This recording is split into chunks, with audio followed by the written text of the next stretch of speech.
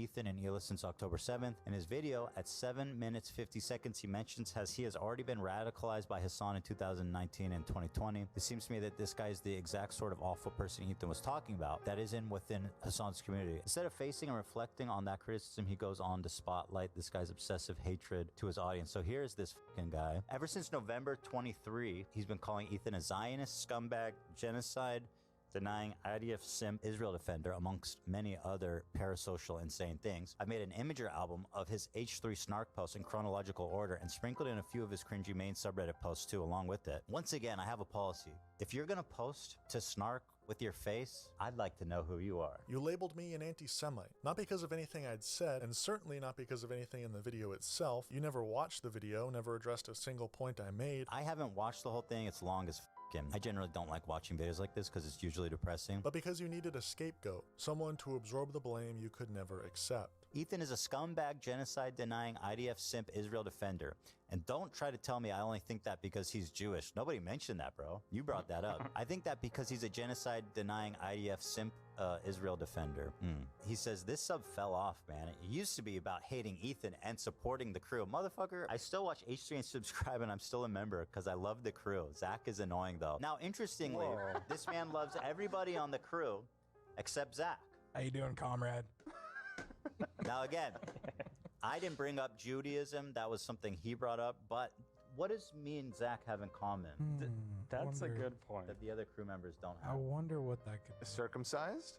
We are circumcised. That's we true. both have been Although bar AB's circumcised. I know that. We both have been bar mitzvahed. Oh, shit. Oh, maybe it's just people that have bar mitzvahs, yeah. Oh, I know. We're Jewish. Oh. A few reasons, he said. It's ugly. They employ too many people for their size, and they produce far too many new pieces. Hila is cringe. Hila is also Jewish. She's Jewish. Yeah. Watch out for those Z's, Casey. And my name's Zach, so I got like a double Z. You're Z, the Z man. This one. That's crazy. So, I mean, gee whiz. Hold on, I need a minute. This one left me speechless. At a certain point, violence is the only reasonable response to oppression. Fika, you gonna do about it? And he puts a Hamas headband on love. Yeah, I still stand by that one. So that's my boy North Star Radio, who is a hidden snark user / obsessive freak who is making content that is biased against me. And also apparently he hates Jewish people. That was the day my master plan began. The day you chose, publicly and proudly, to take on the role of defending the genocidal Israeli state and began smearing anyone who challenged you as a bigot. The day you set yourself on the path I had already laid out. That was phase 1 of your crash out. A lot of people have been saying that this is the hot new phrase from the kids, crashing out.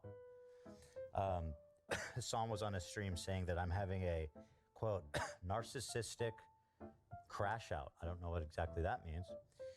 But people say, man, you must really lost your mind. And after some self-reflection, I want to say that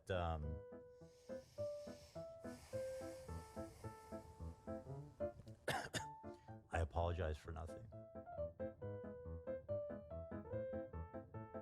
It wasn't easy at first. I was one of the first socialists you tried to discredit this way, one of the few you marked as an anti-Semite for daring to criticize you, long before you turned on Hassan.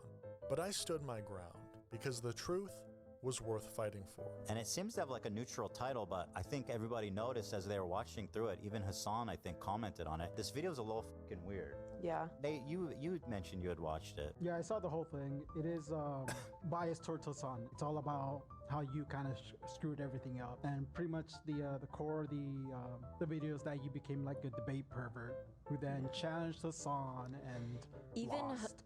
Even Hassan was getting like frustrated watching it, and he was confused, and he was like, "This is fucking weird." Yeah, Hassan didn't like the video at all, from what I recall.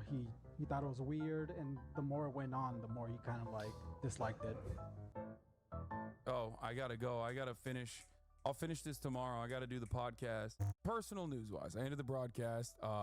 We watched a YouTube video that was really good, and I highly recommend you guys check it out. It's by Comrade Casey in the chat, also known as, I believe North Star Radio. Is that what it is? Is that what his YouTube name is? I forget. And just as I had predicted, you never truly respected Hassan Piker after ending Leftovers, no matter how much you pretended otherwise. You were simply waiting for a solid catalyst, an excuse to finally burn that bridge too. And when it came, you didn't hesitate. You denounced Hassan as a terror supporter, a communist propagandist, a raging anti-Semite. This was phase 2 of your crash out. I did text him a couple weeks ago after I saw the clip of him saying that he had no problem with Hezbollah. I texted him that I thought it was pretty disappointing and disturbing the way that he was hyping up Hezbollah. In fact, we haven't spoken in a few months. We've spoken very little since the show ended. I've been taking these stupid little pot shots at him and Instagram stories and stuff. Something happened over the past few days that really fucking set me off and made me get determined to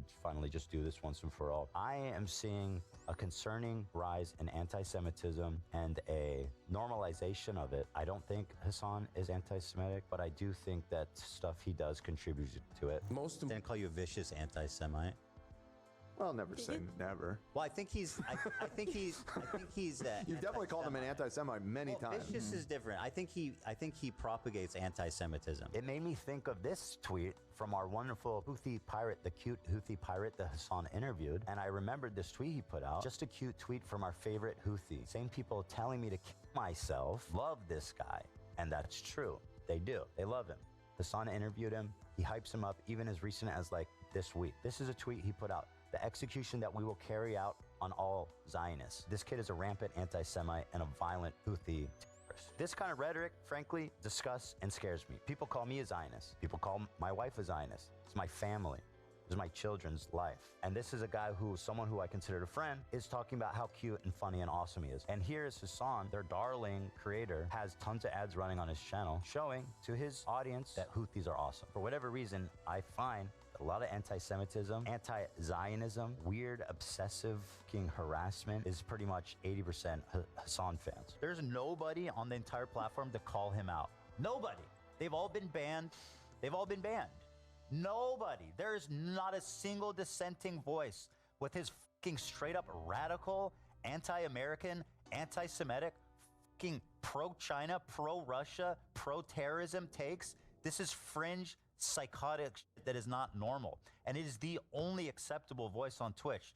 Explain that to me. How is there not one dissenting voice on that entire platform? And this has really contributed to a lot of extremism being normalized. Is because young people are on Twitch, they go to Hassan and they think this is normal.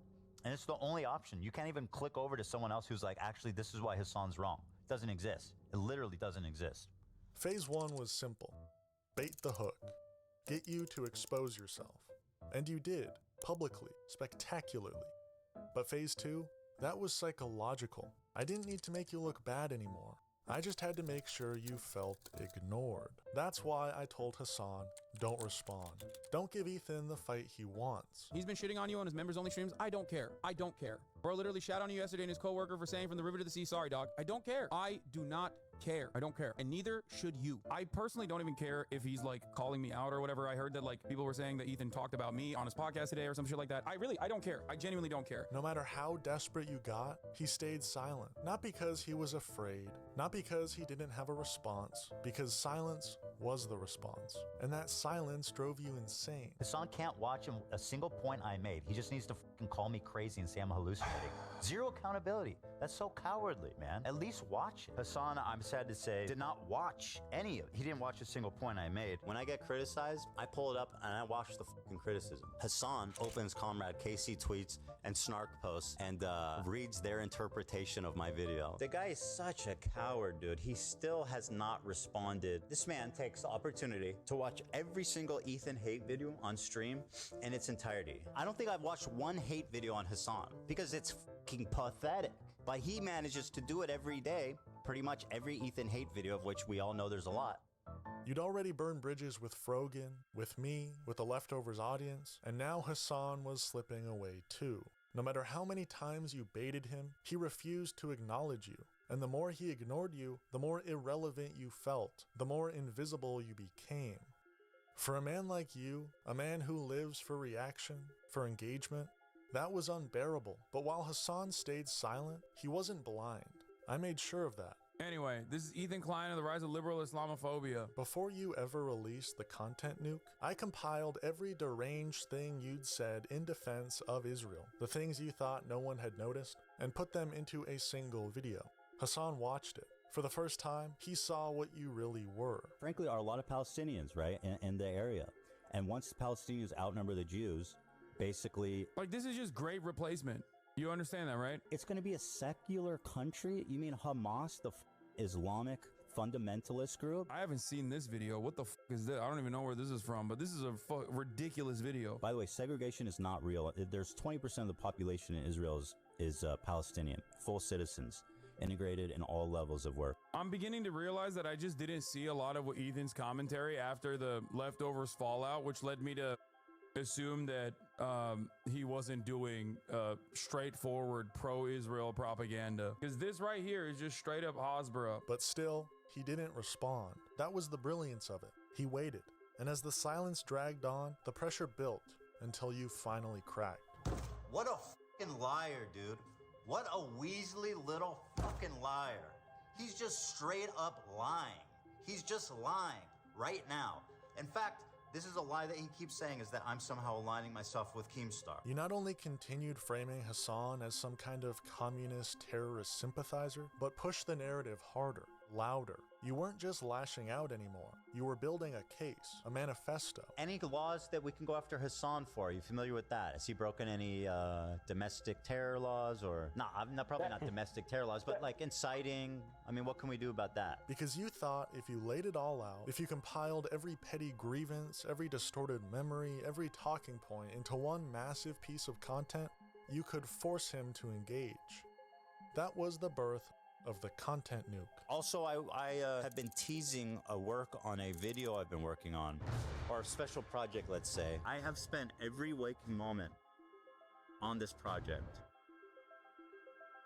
And, Except for when you take care of your kids, right? I am in such a state of relief knowing that everything on my project is backed up. Nothing is going to stop this video from happening. I've spent way too much time on this to not make sure it's perfect in every way. So I've delayed the release again to next week. It's pretty much done, but I want all the time that I need to go over every minute of this nearly 2-hour-long odyssey in what's probably, no, not probably, it's my biggest project I've ever done in my long YouTube career. This is my first project like this in so long, Dan.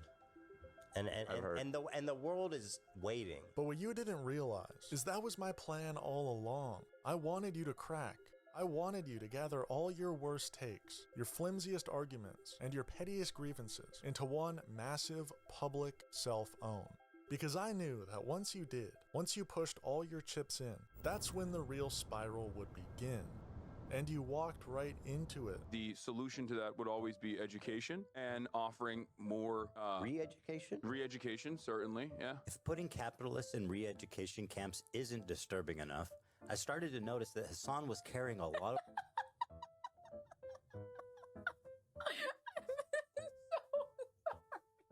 First of all, where did he say that? Oh my God, where did he say that? Second of all, why is this giving high school video projects? Everybody, you need to go home and make a YouTube video.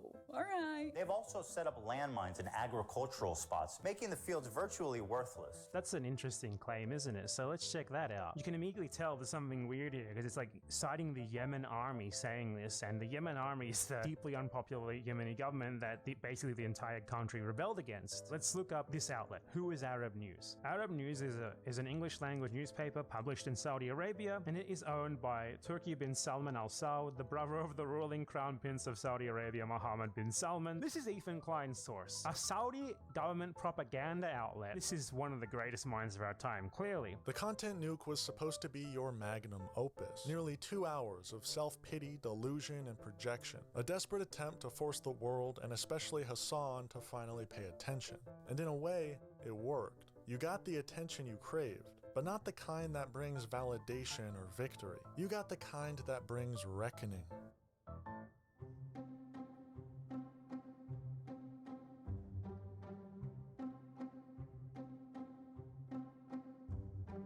Once the nuke dropped, everything that had been simmering boiled over. Hassan finally responded, not with indifference, not with mockery, but with pure rage.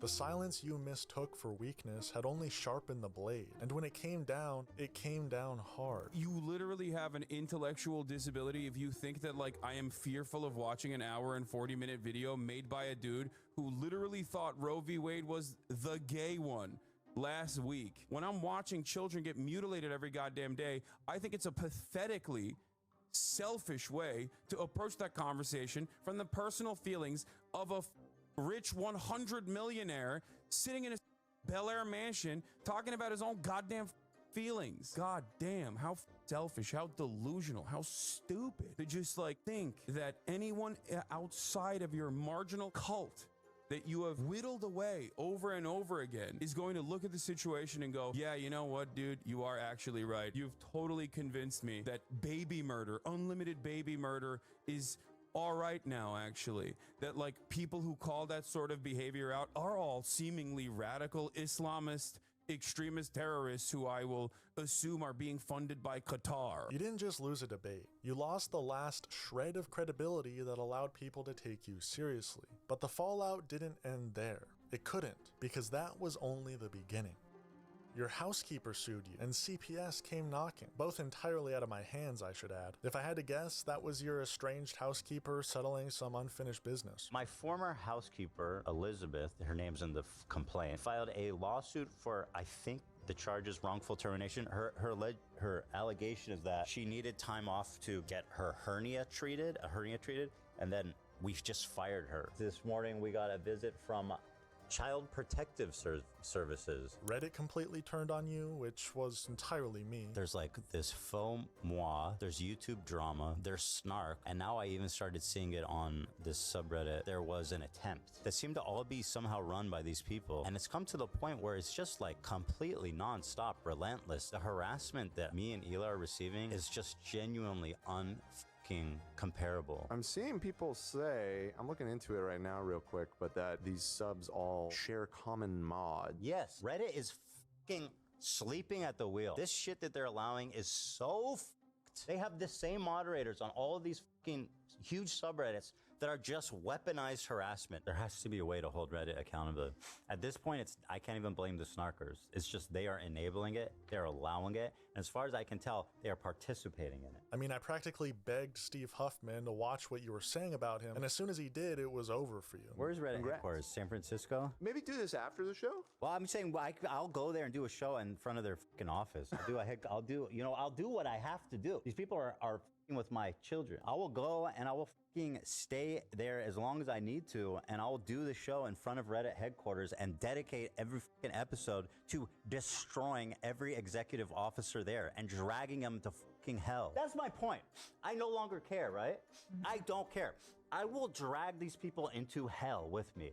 That's what I'm saying I'll do. Go through every in detail of this dude's life. Noah Samson released a video dissecting the nuke after I instructed him to, and in your usual fashion, you responded not with arguments, but with a lawsuit. I don't know how many of you know who this guy Noah Samson is. He's a bread tuber, a lefty, man. He's like a revolutionary who's just waiting for someone else to start the revolution. He made now 2 videos calling me a genocide supporter, provided 0 evidence. I know he wants me to respond to every point in his video, which I will do in a much more formal setting. Oh, what do you mean by that?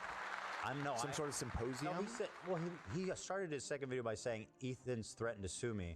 It's not a threat. I'm going to sue you. Oh. I'm literally going to sue you for defamation. Uh-oh. Oh, boy. And I can't wait for you. You know, you can do your cute little videos and all that kinds of business on your YouTube channel. But when it comes to, I'd love to see you reason out in a court document about how I and Mudahar support genocide.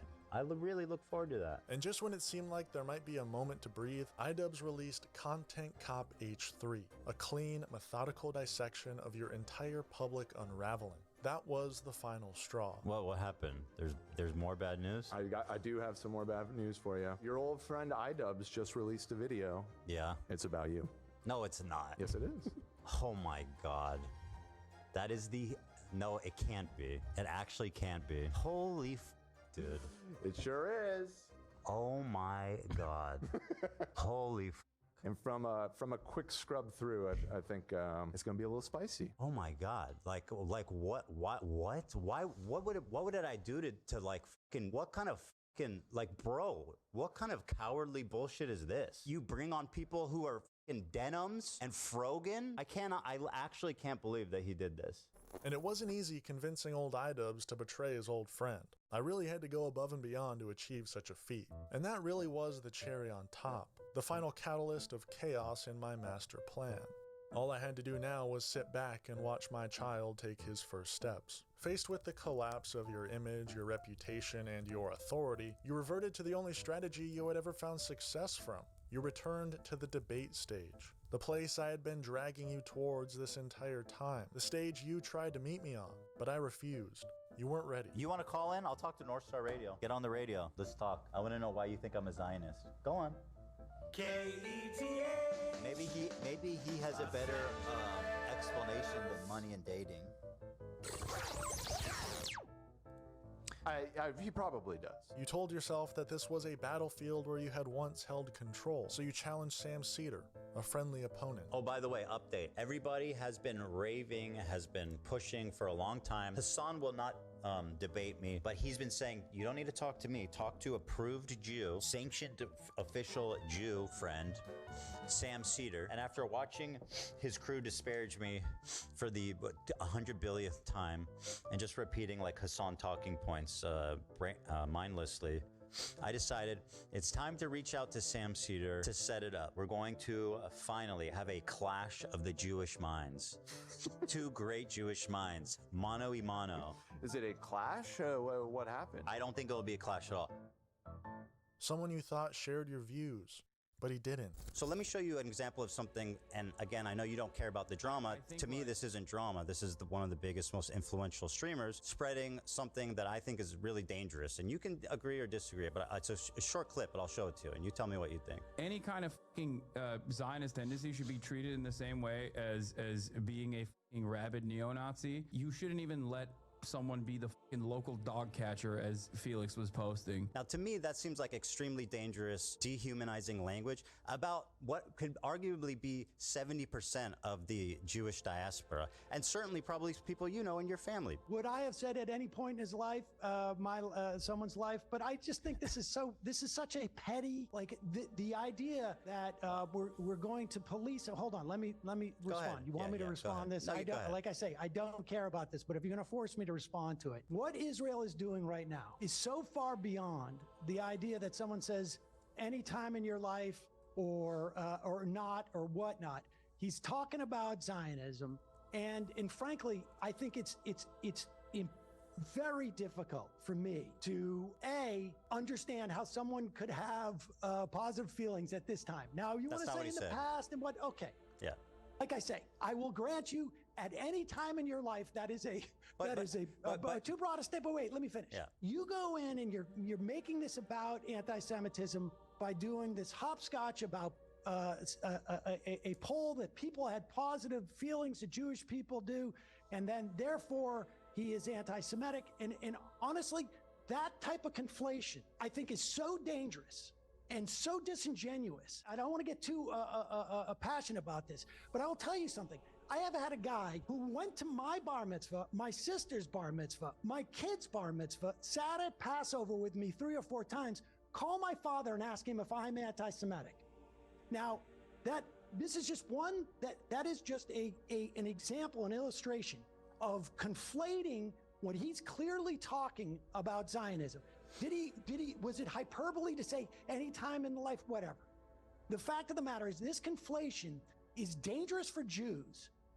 It is a fig leaf and a way of weaponizing anti-Semitism that has enabled Donald Trump to do the shit he's doing, that has enabled the slaughter of thousands upon thousands of children and women and men, for that matter. It is not keeping Israelis safe. And this type of conflation, Ethan, is what I find far more irresponsible, frankly, than the idea that he said positive any time. I mean, you do a show Sam, 4 hours a day. He does a show 5 or, as far as I could tell, 15 hours a day. And to focus in on that one tiny clause. This is of not that one sentence. tiny clip, Sam. Well, You don't know. wait a This is a second. totality of behavior. But you And wanted by to the bring way, this it's up. easy, I don't and I care appreciate about that you anything. can hand wave it away and say that it doesn't. No, I'm not hand waving it away. Well, you kind of are. I'm saying this You're saying it doesn't. You're saying this actually conflation, I'm wrong saying- for caring I'm about say- it. No, yes. In fact, I'm saying this Yeah. conflation is incredibly dangerous. Frankly, I think it's dangerous to what I perceive as hand waving what's happening here. I know you said you aren't doing I'm that. not hand waving. This Yeah, is no, this you're is a doing the function opposite. You're of endorsing- decades Yeah. of decades of thought about this. The point is, you're saying that this is not dangerous. How dare you care about this? I think it's dangerous No, to I'm not saying that at all. I personally, I mean, I'm Jewish saying people the have a collective mischaracterization memory of of it trauma, as Sam, and it anti-Semitism. starts a certain way. It starts with dehumanizing language, like saying you're not fit to walk a dog. I mean, what are we He's doing not here? talking about It's Jews. irresponsible language. He's not talking about He's talking about 73% of Jewish no, people. No, you said that. No, that's a poll that's readily available. No, you made that connection. He did not. Because we have millions upon millions of members of Kufi. We have millions upon millions in this country of evangelicals who also believe the same thing. Does your dad and have- You cannot say it's could you anti-Semitism. could you You describe cannot your- say it's anti-Semitism if you're also including millions upon millions, far more Christians than Jews. Another thing is like to take it even further. I mean, Hassan pretty much like openly Well, supports let's not talk Hamas. about Hassan. You know, there's not one bomb shelter, public bomb shelter in Gaza. There's not one public bomb shelter in Gaza? Mm-mm. Okay. I just think that's interesting. It's pretty fucked up, don't you think? Do I think it's f***ed up? Yeah. I'm not sure. I'm not sure I understand the point. Like, Well, I mean, you have- Do you think anything would be standing anymore? Well, bomb shelters are underground. I mean, they would definitely be a lot safer. I've seen what happened to tunnels under hospitals. Your statement is, oh, there was. So you say there were tunnels under hospitals? Israel built the ones under the first one that they went into. They built it when they were occupying Gaza. Are you and right, that's true of that one. But I mean, they have a vast tunnel network, obviously, as everybody knows. The performance was embarrassing. Let's start with a little icebreaker here. I know we're both fans of Tim Pool, okay? Let's just enjoy this image together. Tim Pool recently at a wedding. Wait, what? And can you see can you see that? Did he get married? Well, I think he's attending a wedding. Okay. And he's very Is he formally stalling? dressed, except he appears to be wearing a beanie. Classy. I would. Oh my I'm God, aware he's of his filibustering! beanie attachment. Bro!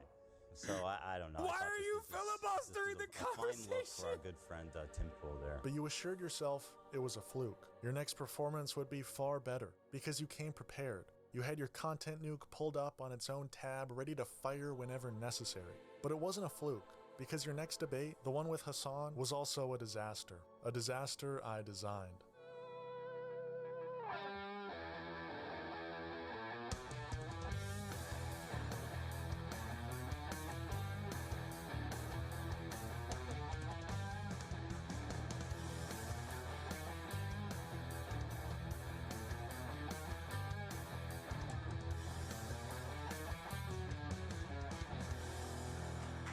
Hello, everybody. It's your host, Ethan Klein. It's the H3 Show. The date is the 2nd of May, and it is the long-awaited Leftovers reunion. How nice. We're back together. Welcome to the show, everybody. Hassan. We're back. Hello, Hassan Piker. What's going on? Well, I'm doing a debate. What about you? That's what I'm doing as well. Every argument fell flat. Every talking point exposed your ignorance and desperation. The authoritative commentator you imagine yourself to be was gone, replaced by someone grasping for relevance while the entire internet watched, disgusted. You seemingly have a lot of grievances not pertaining to the actual issue at hand. But I don't know. The issue, my friend, the issue at hand is your behavior. No, I think the issue at hand is the genocide. Well, we seem to be coming at this from two different angles, which is great. What? What? You don't know what I'm talking about? What is? What? Yeah, it was on the list. You're lying. Yeah. I got a free Rolex hat dude. from a friend of mine. I still wear it every now and then. Yeah, and you're so. Oh wow, who knew? What? Destiny? What? Ethan, I don't think Hassan? I didn't bring up Destiny. You did. By your authority, I will decide who's hallucinating. Hassan? Want to do propaganda, remember? Ethan. Hassan. Please, calm down. You're getting worked up. I don't know why you're behaving in such a childish manner. Ethan, I don't think you want to go down this route. Really? Which ones? The book that I'm referencing is from the Iron Wall. All right, listen, it's 5 o'clock. Like I said, I have a family to go to. I have 3 kids and a wife, and I know that you have a fucking cool-ass race car bed to sleep in, and I hope you enjoy that. Okay, man. Thank you. Have a good one. I hope this was productive. Dan, he needs you more than you need him. Stop babying this man, please. He needs you more than you need him. Stop babying him. Well, I know that's true, but I don't baby him. Come on. Leaving many fans still holding on by a measly thread to purge you of any and all existence in their lives. My name is Kara. I'm a Fallen Age 3 fan, as you would call it. I used to consume your content daily. You were one of my favorite content creators. I've purchased from Teddy Fresh. I loved the whole team. It just felt like a community. I was a lot younger then. What shifted for me did occur post-October 7th. The person you had become, the nasty, disgusting, Giardia-infested manlet you'd become, was on full display to the entire human race. Hassan, being an advocate for Palestine does not absolve you of criticism. Stop with the silliness. Claiming that they are anti-Semitic. No, this does not. Because your criticisms are ridiculous. My point I mean, that's kind of up to other people to decide at this point. Your criticisms are in your own mind. Like you have hallucinated an alternative reality. By the way, gaslighting, anti-Semitic trope. This is what dog whistles are. You whistle to other people, and it's subtle enough that you have plausible deniability, so that when you get accused of being anti-Semitic, you can call the accuser crazy, which is exactly what you're doing. You are a anti-Semite, and you've been caught out 3 different times, calling me crazy for very viable, very credible examples of anti-Semitism that you should at least be able to admit are at least not insane. Maybe a misunderstanding, but not insane. But no, according to you, they're all hallucinations. So go ahead and tell me why you're not dog whistling. Yes, because Ethan. Exactly what you're doing. You are a anti-Semite, and you've been caught out 3 different times, calling me crazy for very viable, very credible examples of anti-Semitism that you should at least be able to admit are at least not insane. Maybe a misunderstanding, but not insane. But no, according to you, they're all hallucinations. So go ahead and tell me why you're not dog whistling. Yes, because Ethan, because people having an issue with your statements and with your coverage on, as a prominent content creator with a relatively progressive audience, your coverage has entirely focused on your own personal feelings. Not entire. And a lot of misplaced paranoia from people who are criticizing dog whistle. You literally think. Can we get a whistle soundbite every time he calls me paranoid or hallucinating? Anti-Semitism. You got a That's whistle? not the case. I used to like you. I don't know anymore. And I don't think it's because of anti-Semitism. I definitely don't like you. Anti-Semitism after doing a let me podcast stand on with you for 2 business and say years. I think you're a terrible person and a liar, and I don't like you at all. I know. I still wish you well. I do. I wish you well, and I really do. I wish hope. everybody well. Everybody, be well. And here's the truth you still refuse to accept. None of this was random. None of it was coincidence. This spiral, this collapse, this crash out, it didn't just happen to you. It was designed. The lawsuits, the rage, the content nuke, the public collapse, the debates, it all followed the path I set in motion. Not for clout, not for personal revenge, but as a reckoning. A reckoning for how you defended a genocidal state, for how you slandered Palestinians, socialists, and anyone who stood against you. For how you tried to turn every criticism into a personal attack, into a frivolous lawsuit because you have 100 million to your name, instead of facing the consequences of your actions. Ethan, you thought you were spiraling out of control, but I need you to understand something. The wheel never left my hands.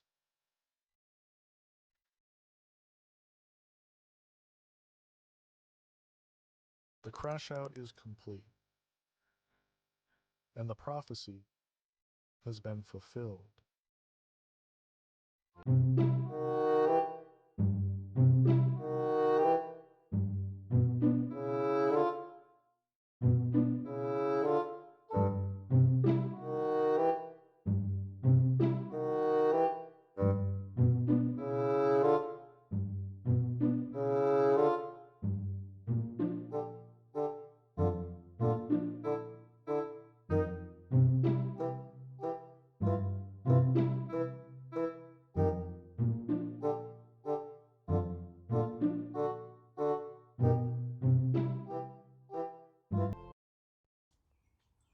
Hi YouTube. This is Professor Jiang again. I am in Toronto. I'm still trying to recover from the jet lag and the time difference. As everyone knows, it seems this war in the Middle East is blowing up, and it seems that even though the United States has yet to declare war on Iran, it will probably happen in the next couple of days, with the United States bombing Iran.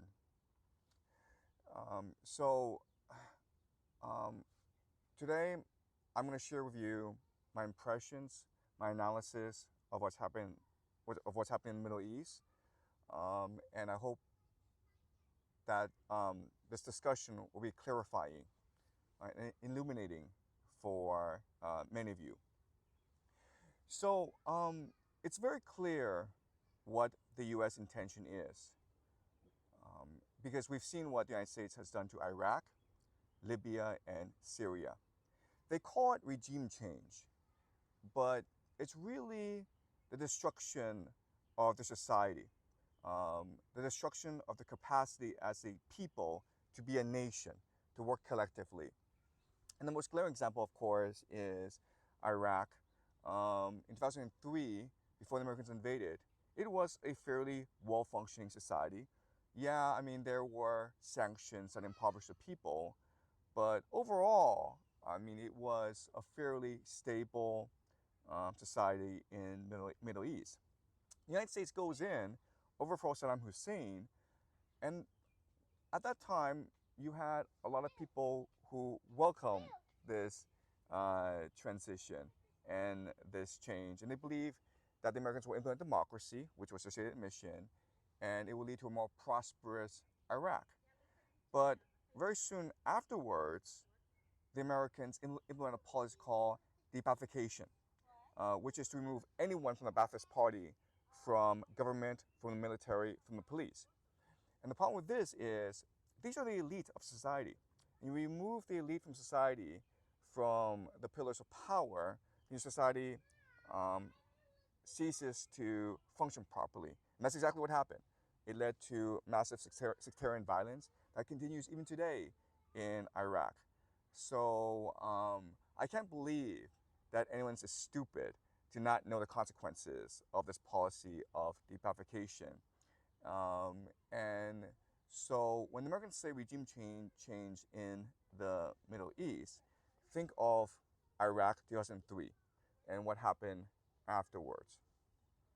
So the question now is, how will the Americans move forward?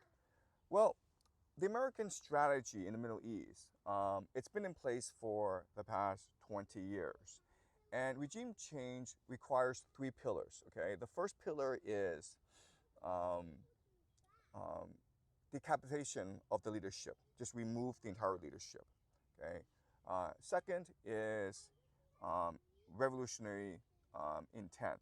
And you do that through economic sabotage, right? Through sanctions, by destroying the infrastructure that allows people to live normal lives, which includes water supply and electricity.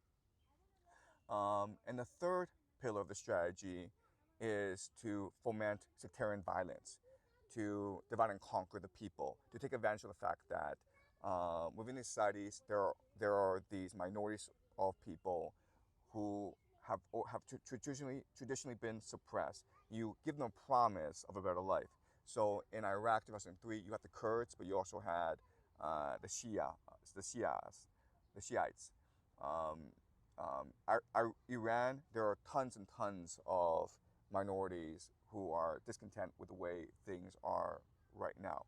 So that's the American strategy moving forward.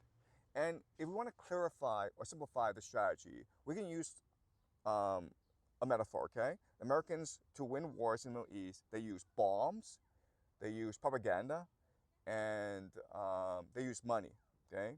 Bombs is basically, you have these fighter jets going in to destroy any military opposition. Propaganda is CNN, BBC, New York Times, to create the impression that this is being done in the name of democracy and prosperity and peace. And then money, in that you are financing a lot of the opposition groups. You're financing a lot of the internal dissent, which will overthrow the regime.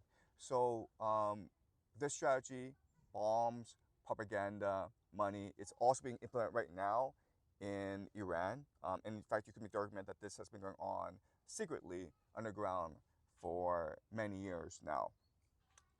Personally, I think the strategy won't work. First of all, bombs don't really work with the geography of Iran. Remember, Iran, it is a mountainous terrain. So it's a huge, huge country. It's 3 times the size of Iraq. So I'm not convinced that airstrikes will do any real lasting damage to the infrastructure of Iran. Propaganda, New York Times, CNN, BBC have absolutely no credibility today, not even among Western domestic audiences. They'll have even less credibility in Iran. And then you have money. And I don't know how effective money will be, because at the end of the day, what differentiates Iran from, say, Libya, Syria, and Iraq is the people in Iran consider themselves Persians. In other words, they consider themselves heirs to a brilliant, creative civilization that's been around for 5,000 years. And I can't overstate enough how that would energize and motivate the people to resist and to unite together. Also, what's really important is the Iranians saw exactly what happened to the Iraqis. This once vibrant, harmonious, brilliant nation was destroyed by American sanctions and American airstrikes. I don't think that the Americans have a compelling case to make before the Iranian people. So another way of saying this is that even though it seems the Americans have the military advantage, they are still the greatest military in human history. The problem, though, is the Iranians have much more strategic flexibility. And what I mean by that is the Americans, to overthrow this regime, need to decapitate the leadership. They need to create internal dissent, a revolution, and they need to rally the religious minorities against the regime in Tehran. Okay? And that's really the main strategy moving forward, and really the only, oh, this is my son Chris, by the way, and that's the only real path to victory for the Americans. Whereas the Iranians have much more strategic flexibility, okay? So, in other words, America and its allies in the Middle East have major strategic vulnerabilities. For example, let's take Saudi Arabia. Well, Saudi Arabia has 2 vulnerable resources that the Iranians at any time can strike at through their proxies, the Houthis, right? You have the desalination plants, which is the only source of fresh water for Saudi Arabia. If you knock out the desalination plants in Saudi Arabia loses all its fresh water in 2 weeks' time, and there's no way of replenishing that fresh water. Then, of course, you have the oil fields, which are extremely vulnerable to rocket attacks. So, Saudi Arabia, the main U.S. ally of Arab nations in the Middle East, it's extremely vulnerable to Iranian attacks. Then you have the Strait of Hormuz, which controls a great deal of the world's trade. If Iran closes that off, then that cuts off not just oil to East Asia, but it cuts off revenue for American allies like Oman, Saudi Arabia, the UAE, Qatar. And the last strategic vulnerability is you have all sorts of American bases throughout the Middle East, especially in Kuwait, especially in Saudi Arabia, Qatar. And these are legitimate military targets if America declares war on Iran. So another way of saying this is Americans, their ability to inflict pain on Iran, we know it's predictable, and we know that the Iranians can sustain it because this sanctions regime has been going on for the past few decades. But the Iranians' ability to inflict pain on American allies, as well as the American military, as well as American consumers, well, they're not really predictable. And ultimately, you can make the argument that because the American people are not in favor of this war, then it's less likely that American consumers will be able to absorb high oil prices and inflation that this war would inevitably cause. So I would say the main advantage going into this war, just from a geopolitical analytical perspective, I would say it's very much in favor of the Iranians. This does not mean that the Americans and Israelis will not be able to inflict tremendous damage on a nation. I mean, if America and Israel continues its bombing campaign, which I suspect it will for the next few months, then we will see tremendous damage and economic loss within Iran. But ultimately, war is not decided by resources, weapons, or technology. It's really decided by a people's willingness to fight and die for what they believe in. And I think when it comes to this question, then I think the Iranians have a huge advantage over the Americans. Also, let's not forget that the Iranians have been studying. The Americans have been studying the American strategy in the Middle East for the past 20 years. And I'm pretty sure they developed counter strategies against an American attack. And I think the main counter strategy is the idea of decentralization. You've got these different militias, different cells embedded in different parts of Iran. So even though America and Israel, they may be able to decapitate the leadership, they may be able to knock out the central leadership in Tehran, they won't be able to occupy the country. And unless they're able to occupy the country,